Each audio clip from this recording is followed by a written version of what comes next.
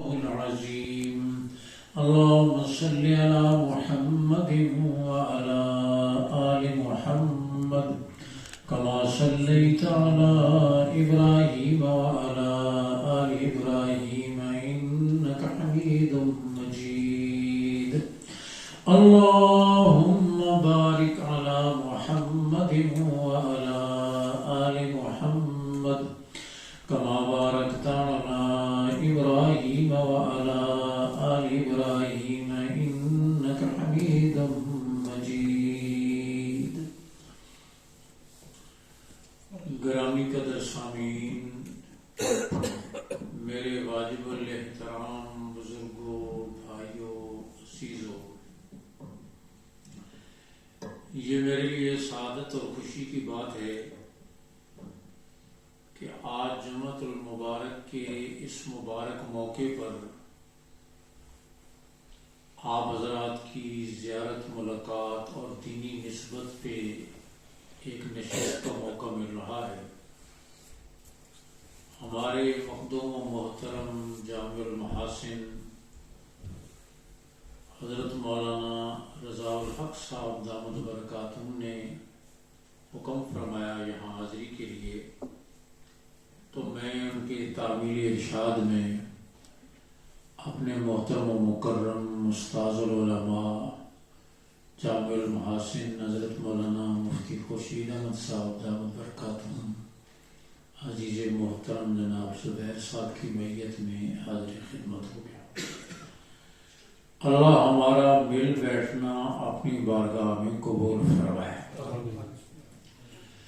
دوستو، یہ اللہ کا احسان ہے کہ اللہ رب العزت نے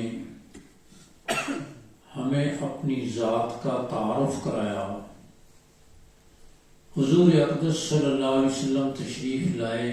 آپ صلی اللہ علیہ وسلم نے وہ انسانیت جو جہنم کے کنارے پر پہنچی ہوئی تھی، آپ صلی اللہ علیہ وسلم نے انہیں جنت کی شاہراہوں پہ چلا دیا. اور وہی لوگ کل جن پر کوئی حکومت کرنا گوارا نہ کرتا تھا، آپ کی تشریف آوری پر، دین اسلام کو قبول کرنے پر اتنے اونچے ہوئے کہ میں کہا کرتا ہوں کل اور لوگ جنت کو تلاش کر رہے ہوں گے، جنت صحابہ کو تلاش کر رہی ہوگی. آپ صلی اللہ علیہ وسلم تشریف فرما ہے، نبوت کا سراج منیر اپنے جان نثاروں کے جھرمٹ میں. آپ صلی اللہ علیہ وسلم نے فرمایا بتاؤ آج نفلی روزہ کس نے رکھا؟ صدیق اکبر رضی اللہ تعالی کا حضور میں نے. آپ نے فرمایا آج نفلی صدقہ کس نے کیا؟ صدیق اکبر آج کا حضور میں نے. آپ نے فرمایا یتیم کے سر پہ شفقت کا ہاتھ کس نے پھیرا؟ صدیق اکبر آج کا حضور میں نے. فرمایا راستے سے تکلیف دینے والی چیز کس نے ہٹائی؟ ابو بکر عرض حضور میں نے. میرے آقا نیکیاں گنواتے چلے گئے اور ہر نیکی پر نبوت کا پہلے نمبر کا شاگرد ابو بکر کھڑا ہوتا رہا. یہ منظر دیکھ کر آپ صلی اللہ علیہ وسلم نے فرمایا ابو بکر کل قیامت کے دن کچھ خوش قسمت ایسے ہوں گے جنہیں جنت کے 8 دروازوں سے بلاوے کی آواز آئے گی، اور ابو بکر میں تمہیں خوشخبری دیتا ہوں تم بھی ان میں سے ہو جنہیں جنت کے 8 دروازوں سے بلاوے کی آواز آئے گی. ہر دروازہ بول اٹھے گا، ہر چوکھٹ پکارے گی تم نے تو جنت میں جانا ہے، میرے بیچ میں سے گزر جاؤ گے تو میری بھی عزت افزائی ہو جائے گی. آپ صلی اللہ علیہ وسلم نے امت کو اور امت کے ہر فرد کو رب کی عظمتیں سمجھائی. رب ذوالجلال نے آپ کو عظمتیں دے کر بھیجا اور اتنی عظمتیں عطا فرمائی کہ اولین اور آخرین میں ایسی عظمتیں نہ پہلے کسی کو ملی ہیں نہ بعد میں کسی کو ملے گی. آپ خاتم النبیین ہیں. جیسے نبوت آپ پر ختم ہو گئی، آپ خاتم الجمال بھی ہیں، خاتم الکمال بھی ہیں، خاتم الجود بھی ہیں، خاتم الشجاعت بھی ہیں. جمال بھی آپ پر ختم ہو گیا، کمال بھی آپ پر ختم ہو گیا، جود و سخا اور شجاعت بھی آپ پر ختم ہوگی. آپ صلی اللہ علیہ وسلم نے بھٹکی ہوئی مخلوق کو جن پر کل کوئی حکومت کرنا گوارا نہیں کرتا تھا، آپ صلی اللہ علیہ وسلم نے انہیں رب کی عظمتیں سمجھائی، رب کا تعارف کرایا، رب سے ان کا تعلق جوڑا، اور آپ صلی اللہ علیہ وسلم نے یہ بات انہیں سمجھائی کہ وہ رب جس نے مجھے نبیوں کا امام بنا کر بھیجا ہے، اولین اور آخرین کا سردار بنا کر بھیجا ہے، اس کے خزانے لامحدود ہیں اور اس کے اختیارات بھی لامحدود ہیں، اس کے اقتدار جیسا کسی کا اقتدار نہیں، اس کے اختیار جیسا کسی کا اختیار نہیں۔ آپ صلی اللہ علیہ وسلم نے فرمایا، بخاری کی روایت ہے، لو ان اولکم وآخرکم وانسکم وجنکم لو جمعوا فی صعید واحد، تمہارے اولین اور آخرین، اگلے اور پچھلے، انسان اور جنات، سارے کے سارے ایک میدان میں جمع ہو جائیں اور ایک ہی وقت میں رب ذوالجلال کو پکارنا شروع کر دیں، وہ ایک ہی وقت میں سب کی پکار کو سن رہا ہے، سمجھ رہا ہے۔ اس کا سننا ایسا کامل، ہم دو آدمی بات کر رہے ہو نا، بیچ میں کوئی تیسرا بول پڑے، ہم کہتے ہیں چپ کر، اس کی بات نہیں سمجھ آ رہی، وہ ایسا سننے والا ہے۔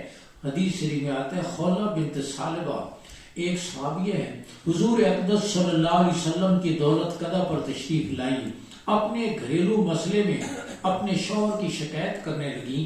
ام المومنین فرماتی ہے، میرے قریب بیٹھی ہوئی تھی، ان کے ہونٹ ہل رہے تھے لیکن آواز اتنی دھیمی تھی کہ سمجھ نہیں آ رہی تھی کہ کیا بات کر رہی ہیں۔ انہوں نے اپنی گفتگو ختم کی، آپ صلی اللہ علیہ وسلم نے فرمایا، تم انتظار کرو، اللہ تمہارے بارے میں کوئی حکم نازل کرے۔ فرمایا کچھ دیر گزری، جبریل امین قرآن مجید کی یہ آیت لے کر نازل ہوئی ہے، قد سمع اللہ قول التی تجادلک فی زوجہا وتشتکی الی اللہ، تاکہ اللہ نے اس عورت کی بات کو سن لیا جو آپ سے اپنے شوہر کے بارے میں جھگڑا کر رہی تھی۔ ام المومنین فرماتی ہے، میرے رب تیرے سننے پہ قربان جاؤں، سمیع ہونے پہ قربان جاؤں، زمین پر میرے پاس بیٹھی ہوئی چند انچ کے فاصلے پر میں اس کی بات نہ سن سکی نہ سمجھ سکی، اور آپ نے آسمانوں سے اعلان فرما دیا، ہم نے اس کی بات کو سن لیا۔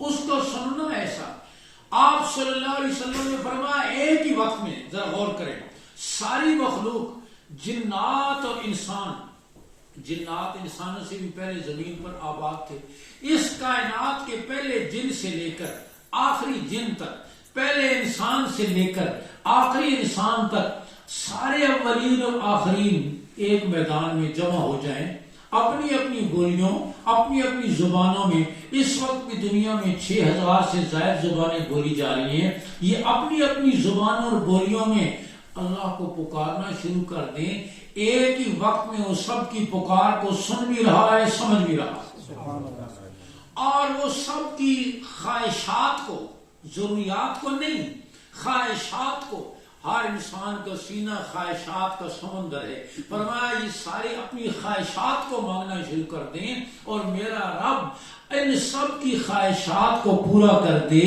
تو سب کی خواہشات کو پورا کرنے کے بعد بھی اس کے خزانے میں اتنی کمی بھی نہیں آئے گی، جتنا سوئی کے ناکے کو سمندر میں سے ڈبو کر نکال لیا جائے، سمندر میں ایک قطرے کی کمی آئے گی، رب کے خزانے میں اتنی کمی بھی نہیں آئے گی۔ فرمایا اس کے خزانے ایسے لامحدود، اس کے اختیارات ایسے محدود، اور پھر آپ غور فرمائیں، یہ ان گنت نعمتیں دے کر ہم اس کی نعمتوں کے سمندر میں غوطے کھا رہے ہیں، ان گنت نعمتیں دے کر بھی اس نے اپنی نعمتوں کے دروازے بند نہیں کیے۔ دنیا میں سب سے شفیق ہستی باپ کی ہوتی ہے نا، یا ماں کی ہوتی ہے۔ باپ بھی ایک حد پہ آ کر بیٹے کو کہہ دیتا ہے، بیٹا بس دے دیا جو کچھ دینا تھا، اب روز روز مجھے تنگ نہ کرو۔ ماں بھی کہتی ہے، بس جو کچھ دینا تھا دے دیا، اب تنگ نہ کرو، اپنے پاؤں پہ کھڑا ہو۔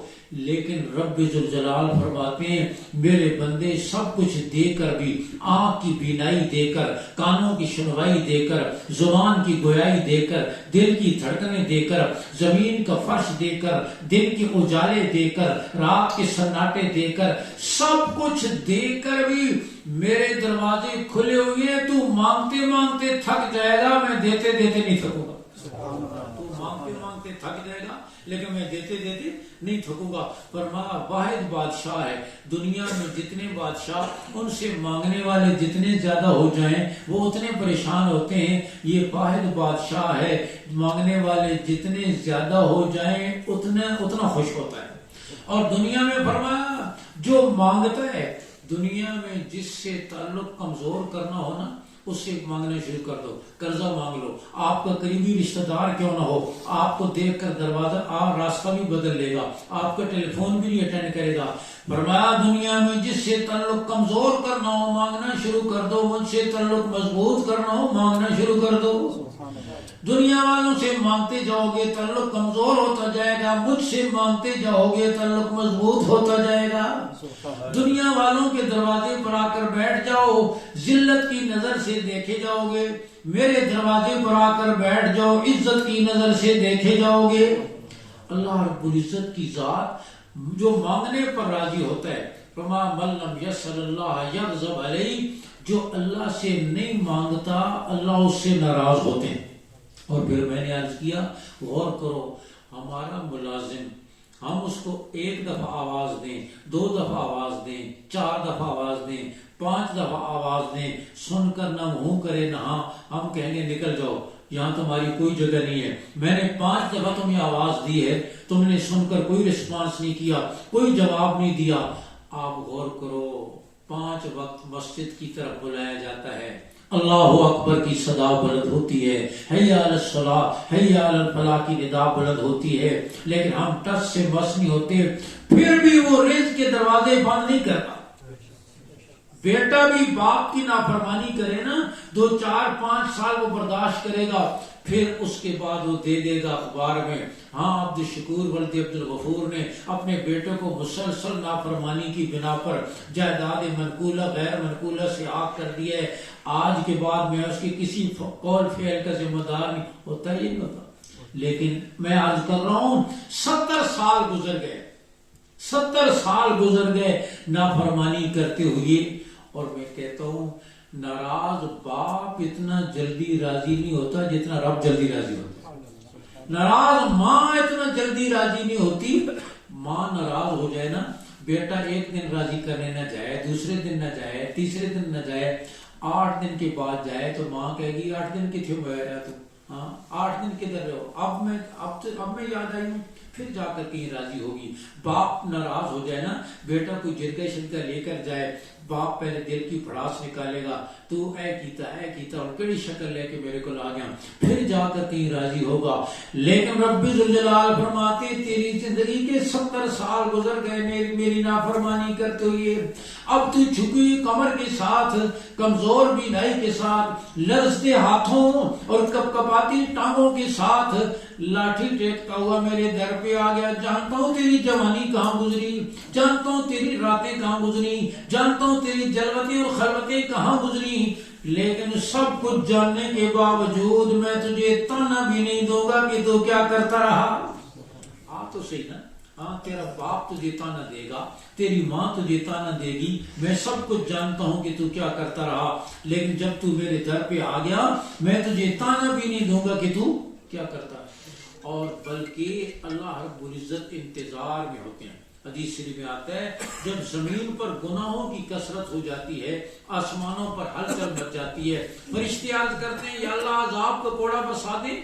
آسمان کہتے ہیں ان پر ٹوٹ پڑے, زمین کہتی ہے پھٹ جاؤں اور ان کو نگل لوں, سمندر کہتے ہیں چڑھ دوڑیں اور ان کو بہا لے جائیں, ہوائیں کہتی ہیں اڑا لے جائیں. اللہ فرماتے ہیں تم نے پیدا کیے تو کر لو, اگر تم نے پیدا کیے تو کر لو. وہ کہتے ہیں ہم نے تو نہیں پیدا کیا. رب ذوالجلال فرماتے ہیں تم نے پیدا نہیں کیا تو میں تو اپنے بندے کی توبہ کے انتظار میں ہوں. شاید رمضان کی کسی شام میں آ جائے, شاید اولاد کی بے رخی پر آ جائے, شاید سحری میں آ جائے, شاید لیلۃ القدر میں آ جائے, حالات سے گھبرا کر آ جائے, کبھی تو آئے گا. میں تو اس کی توبہ کے انتظار میں ہوں. اور پھر بندہ آ جائے اللہ کے در پر تو اللہ کتنا خوش ہوتے ہیں. علامہ ابن قیم رحمہ اللہ نے ایک مثال دی. کسی ماں کا بچہ گم ہو گیا, 1 سال گزر گیا کچھ پتہ نہ چلا, 2 سال گزر گئے کچھ پتہ نہ چلا, ماں کی ممتا تڑپتی رہی, جدائی کے غم میں کھلتی رہی. 10 سال گزر گئے بیٹے کا کچھ پتہ نہ چلا. 10 سال کے بعد ماں نے ایک دن دروازہ کھولا تو دیکھا کہ 10 سال کا گم شدہ بیٹا دروازے پر کھڑا ہے. فرمایا 10 سال کی جدائی کی ماری ہوئی ماں, غموں کی ماری ہوئی مامتا اچانک اپنے لختی جگر کو اپنے دروازے پر دیکھ کر اتنا خوش نہیں ہوگی جتنا رب اپنے بندے کو اپنے در پر دیکھ کر خوش ہوتے ہیں. جتنا رب, اب وہ ماں کتنا خوش ہوگی اس کو الفاظ میں تعبیر نہیں کیا جا سکتا, الفاظ نہیں بیان نہیں کیا جا سکتا. فرمایا وہ ماں اپنے بیٹے کو دیکھ کر اتنا خوش نہیں ہوگی جتنا رب اپنے بندے کو اپنے در پر دیکھ کر خوش ہوتے ہیں کہ بندہ آپ میرے در پہ آ گیا. تو حضور اقدس صلی اللہ علیہ وسلم نے امت کو رب سے تعلق جوڑا, رب کے در پہ آنا سکھایا, رب سے مانگنا سکھایا. اور میں عرض کر رہا ہوں ہم تو ذرا سا کسی سے ناراض ہو جائے نا پھر اپنی عنایتوں کے دروازے اس کے لیے بند کر دیتے ہیں. لیکن رب ذوالجلال, حضرت ذوالنون مصری رحم اللہ ایک بزرگ گزرے ہیں, فرماتے میں دریا کے کنارے پر بیٹھا اور میں نے تہمت باندھا, کپڑے اتارے, دریا کے کنارے دھونے کے لیے بیٹھ گیا. دیکھا کہ ایک بچھو دریا کے کنارے پر تیزی سے دوڑتا ہوا چلا آ رہا ہے اور ایک کچھوا پہلے سے پانی کے اندر اس کا منتظر ہے. بچھو آیا, اس نے جمپ لگایا کچھوے کی پیٹھ پر, کچھوا اس کو لے کر دوسرے کنارے پر چل پڑا. میں نے دیکھا یہ کوئی خاص واقعہ ہے, میں بھی دریا میں اتر گیا. کچھوے نے اس کو دوسرے پار پہنچایا اور پھر دوسرے کنارے پر وہ بچھو پھر کچھوے کی پیٹھ سے اتر کر تیزی سے چلنے لگ گیا. میں بھی پیچھے پہنچ گیا. آگے جا کر دیکھا کہ ایک نوجوان درخت کے نیچے سویا ہوا ہے, شراب کے برتن پاس پڑے ہوئے ہیں, شاید شراب پی کر وہ سو گیا. ایک سانپ تیزی کے ساتھ اس کو ڈسنے کے لیے اس کے قریب پہنچ رہا ہے. یہ بچھو جھٹ سے گیا, سانپ کے ساتھ چمٹ گیا اور اس دوران سانپ مر گیا. اس شور شرابے میں اس نوجوان کی آنکھ کھل گئی اور میں بھی اتنی دیر میں پہنچ گیا. اس نوجوان نے پوچھا کیا ہوا؟ میں نے سارا قصہ سنایا, کہاں سے بچھو چلا, کیسے کچھوے نے اس کو دریا پار کرایا, کیسے دوسرے کنارے پر پہنچا, کیسے بر وقت سانپ پہ حملہ آور ہوا اور تیری جان بچی. اور میں نے کہا یا راکدن والجلیل یحفظہ من کل سوء یکون فی الظلم, یا راکدن والجلیل یحفظہ من کل سوء یکون فی الظلم. اے سونے والے تو رب کی نافرمانی کر کے بغاوت کر کے سو گیا. تو نے تجھے بھلا دیا لیکن اس نے تو تجھے نہیں بھلایا. تو نے تجھے بھلا دیا لیکن اس نے تو تجھے نہیں بھلایا. کیسے اس نے انتظام کیا, کیسے تیری جان بچی. میں عرض کر رہا ہوں کہ ہر حال میں نافرمانی کے باوجود رزق کے دروازے وہ بند نہیں کرتا, رحمتوں کے دروازے بند نہیں کرتا. اور پھر فرمایا دوستاں را کجا کنی معروم تو کے بعد دشمنہ نظرداری. دوستوں کو وہ کہاں معروم کرتا ہے, وہ تو دشمنوں پر بھی نظر کرم کر دیتا ہے. حدیث شریف میں آتا ہے قارون نے موسیٰ علیہ السلام کی شان میں گستاخی کی. ایک عورت کو پیسے دے کر تیار کیا, اس نے بھرے مجمع میں موسیٰ علیہ السلام پر تہمت لگا دی. موسیٰ علیہ السلام جلال والے پیغمبر, رب ذوالجلال سے دعا کی. رب ذوالجلال نے فرمایا موسیٰ ہم نے زمین کو آپ کے اختیار میں دی ہے, جو کہو گے مانے گی. موسیٰ علیہ السلام نے فرمایا خذ ھذا, اس بدبخت کو پکڑ. زمین نے پکڑا اور نگلنا شروع کیا, ٹخنوں تک زمین میں دھنسا. پھر چیخا, موسیٰ علیہ السلام کو پکارا مجھے معاف کر دیں. موسیٰ علیہ السلام نے زمین سے فرمایا اسے اور پکڑا, گھٹنوں تک دھنسا. پھر چیخا پکارا, انہوں نے فرمایا اور پکڑ. زمین نے اور پکڑا, کمر تک دھنسا. پھر چیخا, موسیٰ علیہ السلام کو پکارا, سینے تک, انہوں نے فرمایا اور پکڑ. زمین نے اور پکڑا, سینے تک دھنسا. پھر چیخا, موسیٰ علیہ السلام کو پکارا, انہوں نے فرمایا اور پکڑ.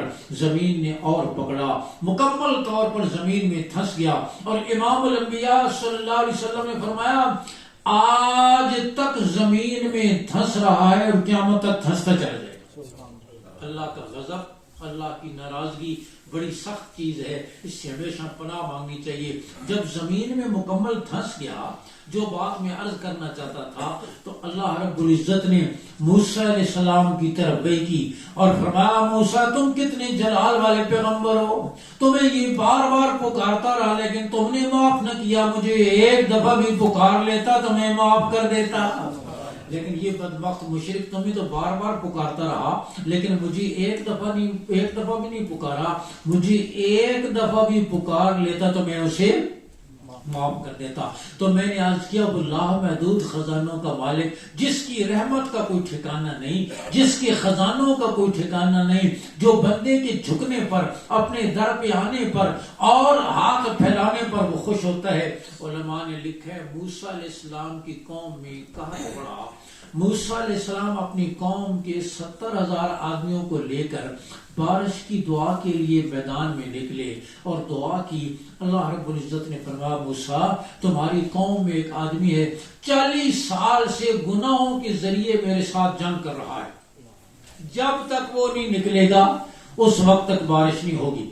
موسیٰ علیہ السلام نے فرمایا کون ایسا نکل جائے تاکہ پوری قوم پریشانی سے بچ جائے۔ اس شخص نے آگے دیکھا، پیچھے دیکھا، دائیں بائیں دیکھا کہ یہ تو اور تو کوئی نہیں ہے، میں ہوں، سب کے سامنے نکل کر جاؤں گا، میرا راز فاش ہو جائے گا، ذلیل و خوار ہو جاؤں گا۔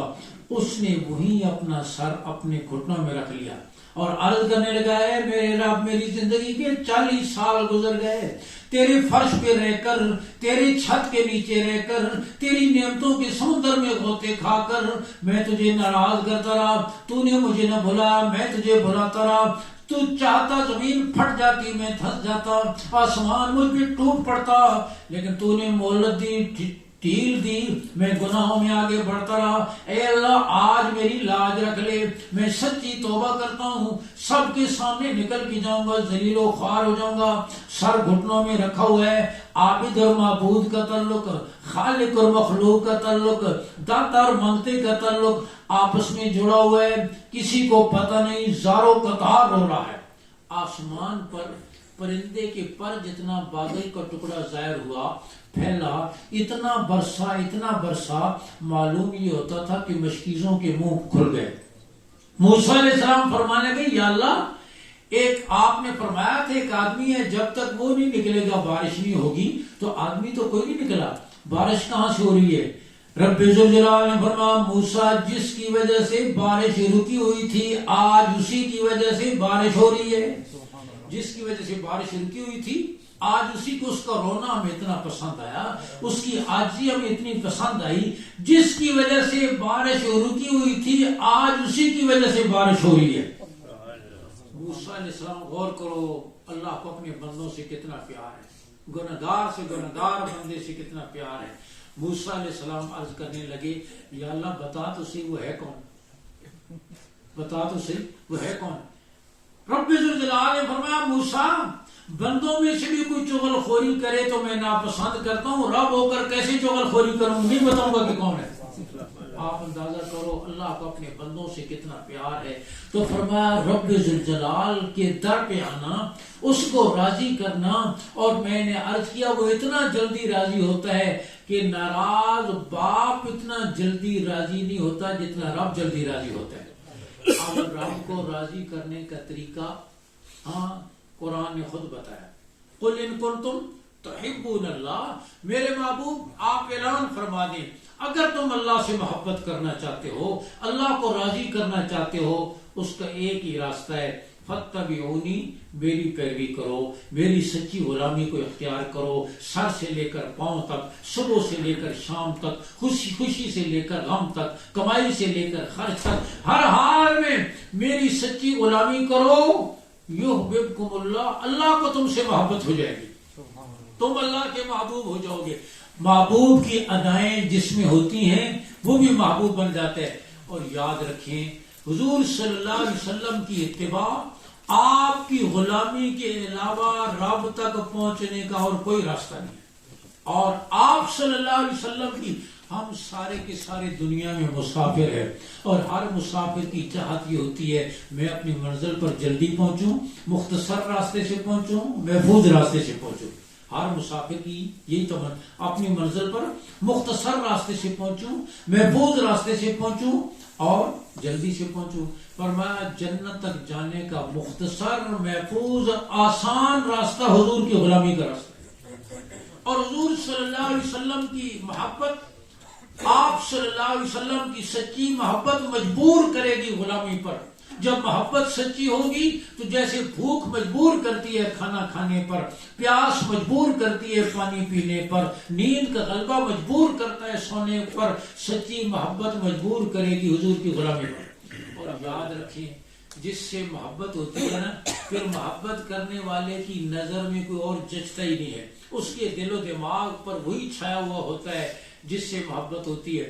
یہ آپ لیلا اور مجنون کا قصہ سنتے رہتے ہیں نا، یہ جو مجنون تھا اس کا نام مجنون نہیں تھا، اس کا نام قیس تھا، یہ عرب کا نوجوان تھا، حضرت حسن رضی اللہ تعالیٰ کے زمانے میں رہتا تھا، اور وہ لیلا پہ فریفتہ ہو گیا، شادی کرنی ہے تو اسی سے کرنی ہے۔ اس کے باپ نے لیلا کے باپ سے بات کی ہوتی یاد نہ ہوئی، یہ اس کے باپ نے کہا چلو میں تجھے حج پہ لے جاتا ہوں، وہاں ملتزم پر جا کر لیلا کے عشق سے توبہ کر۔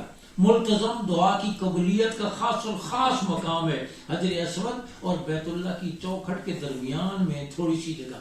باپ نے دھکیل دیا کہ چل ادھر توبہ کر۔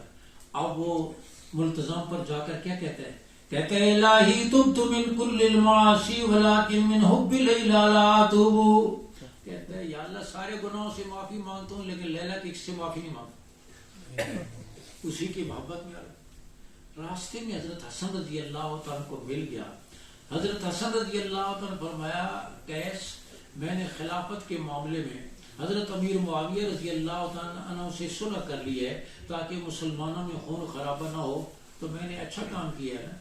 تو کہنے لگا کیا ہوگا اچھا، لیکن میرے خیال میں تو خلافت کی سب سے زیادہ اقدار لیلا ہی تھی، خلافت لیلا کے علاوہ کسی اور کو سجتی نہیں تھی، سب سے زیادہ حقدار ہوئی تھی۔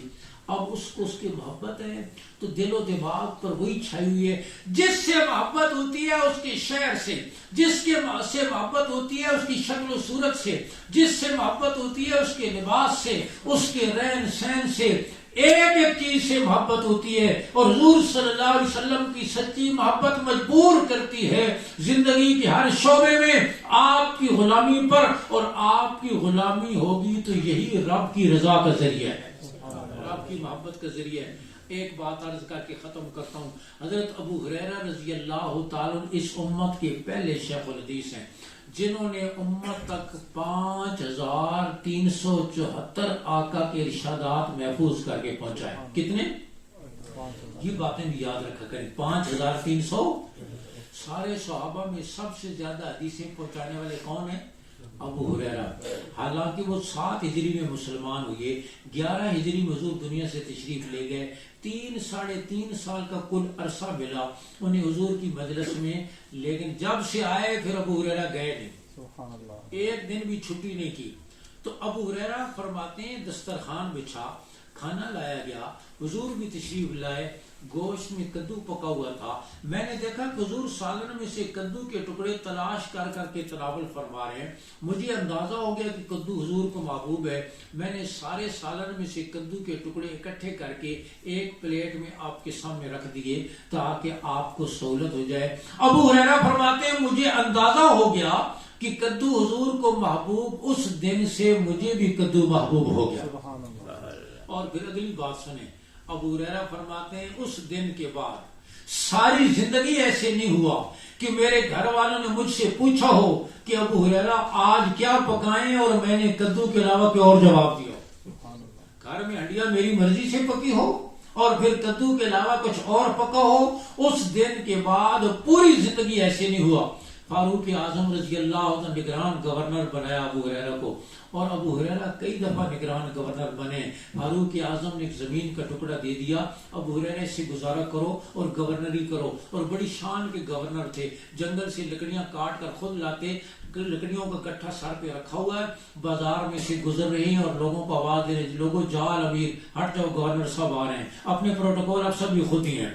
ابو ہریرہ فرماتے ہیں اس زمین میں اوپر تو کھجوریں تھیں، لیکن نیچے میں نے کدو کاشت کر دیے۔ ابو ہریرہ کو کدو سے محبت ہو گئی اور کدو کو ابو ہریرہ سے محبت ہو گئی۔ ابو ہریرہ فرماتے اس زمین سے ایک کدو میں نے اتنا بڑا بڑا اٹھایا کہ ایک کدو کے دو ٹکڑے کر کے مشکل سے میں نے خچر پہ لا دے۔ آپ اندازہ فرمائیں ابو ہریرہ کے سامنے نبوت کی ایک ادا آئی، اور وہ بھی عبادت کی نہیں، عادت مبارکہ کی ادا آئی، اور ابو ہریرہ کو محبوب ہو گئی۔ جب عادت کی ادائیں اتنی محبوب تھیں تو پھر عبادت کی ادائیں کتنی محبوب ہوں گی؟ عبادت کی ادائیں کتنی محبوب ہوں گی؟ تو میں نے عرض کیا رب ذوالجلال اتنا جلدی راضی ہوتے ہیں۔ خلاصہ یہ ہے میری گفتگو کا، اتنا جلدی ناراض ماں اور ناراض باپ بھی جتنا جلدی راضی نہیں ہوتے، اور رب ذوالجلال نے اپنے دروازے کھول کے رکھے ہوئے ہیں ہر رات میں اور ہر دن میں۔ فرمایا میرا رب، حدیث میں آتا ہے ان اللہ یبسط یدہ باللیل لیتوب مسیء النہار، دن کو رات کو اللہ اپنی رحمت کا ہاتھ پھیلاتے ہیں تاکہ دن کا گنہگار اپنے گناہ کی معافی مانگ لے۔ وَيَبْسُطُ يَدَهُ بِالنَّهَارِ لِيَتُوبَ مُسِيءُ اللَّيْلِ، اور دن کو اپنی رحمت کا ہاتھ پھیلاتے ہیں تاکہ رات کا گنہگار اپنے گناہ کی معافی مانگ لے۔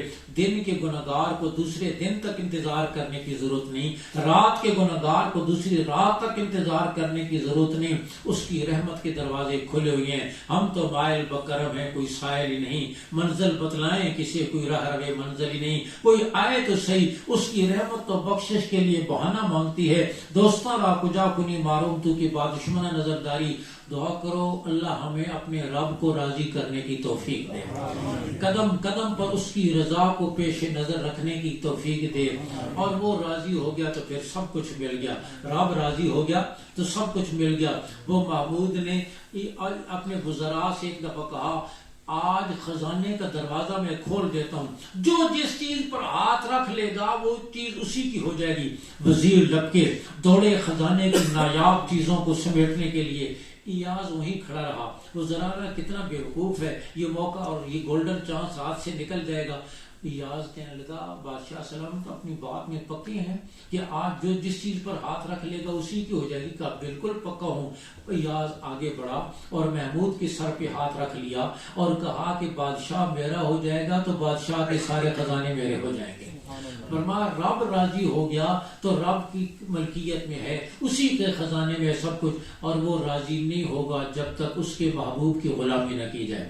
رب کو راضی کرنے کے لیے اس کے در پر آؤ تو وہ کہتا ہے میرا بھی کوئی محبوب ہے، پہلے اس کو راضی کرو گے تو میں راضی ہوں گا۔ محبوب کے دروازے پر آؤ تو پھر محبوب کہتا ہے میرے بھی کچھ محبوب ہیں، ہاں یعنی صحابہ، ان کو راضی کرو گے تو میں راضی ہوں گا۔ اس لیے حضور صلی اللہ علیہ وسلم کی اتباع، صحابہ کی اتباع کی جائے گی تو پھر اللہ رب العزت راضی ہوں گے، اور وہ راضی ہو گیا تو دنیا اور آخرت کے مسئلے حل ہو گئے۔ اللہ ہم سب کو توفیق دے۔ وآخر دعوانا الحمدللہ رب العالمین۔ سنت